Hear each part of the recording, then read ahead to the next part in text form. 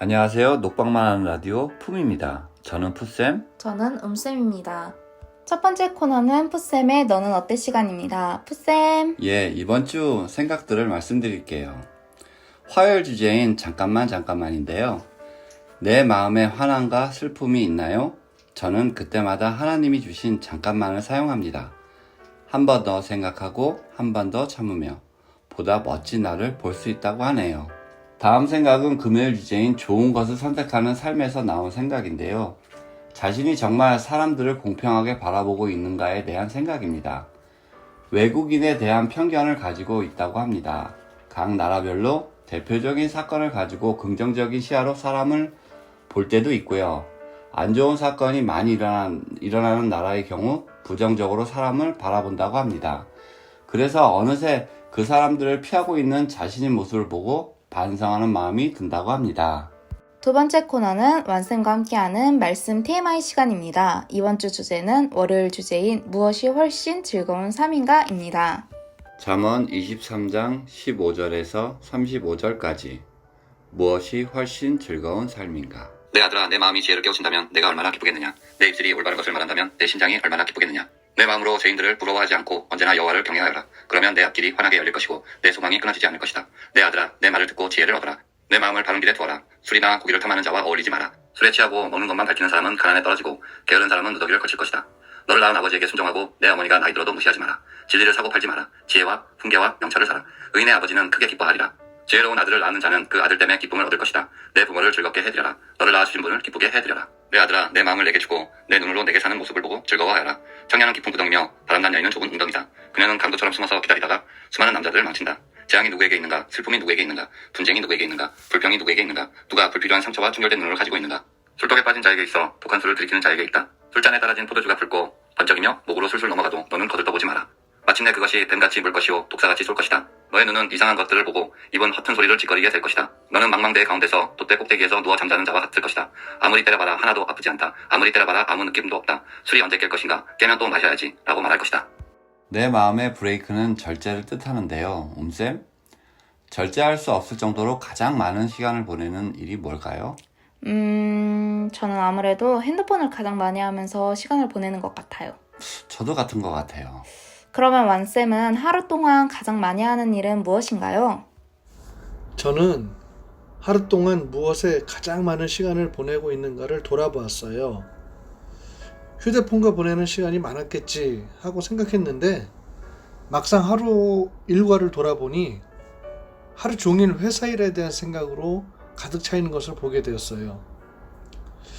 이번 주 큐티를 통한 점검이 아니었다면 제가 일 중독에 빠져 있다는 것을 전혀 몰랐을 거예요. 그래서 저는 절제하면서 중독에서 빠져나오는 방법으로 우선 시간을 나누어서 사용해 보기로 했어요. 저녁 6시까지는 열심히 일하고 그 시간 이후에는 홀로 되신 어머니가 말벗도 해드리고 가급적 하나님과 많은 시간을 보내면서 예배하는 시간도 늘리려고 합니다. 이렇게 결심한 것들을 하루하루 실천하다 보면 그것이 습관이 되어질 것이고 올바른 습관은 하나님이 기뻐하시는 하루하루를 살게 될 거라 믿어요. 절제와 중독이란 하지 말아야 할 것과 해야 할 것들을 먼저 나누고 그것을 조금씩 실천해 나가는 것이 중요하다고 생각해요. 하나님과 함께하는 시간을 늘림으로 일 중독에서도 빠져나오고 하나님과 더 가까이 나갈 수 있는 시간으로 활용한다면 하나님이 너무 기뻐하시겠죠? 저도 생각해보면 휴대폰보다 일에 대한 생각이 더 많은 것 같네요. 저도 완쌤처럼 하루에 적어도 몇 분이라도 큐티나 필사를 통해 하나님과 더 많은 시간을 보내려고 노력하면 좋을 것 같아요. 그럼 완쌤, 그러면 저희가 절제하기 위해 무엇이 가장 중요하다고 생각하시나요? 저는 습관이 무척 중요한 것 같아요. 대부분의 친구들이 처음 폰을 살 때 공부를 핑계로 이렇게 부모님께 허락을 받는 경우가 많잖아요. 그런데 조금씩 했던 게임이 언젠가부터 휴대폰을 손에서 뗄 수 없게 만들죠. 이처럼 중독은 서서히 그리고 조금씩 습관이 되고 나도 모르는 사이에 중독이 되게 하는 것 같아요.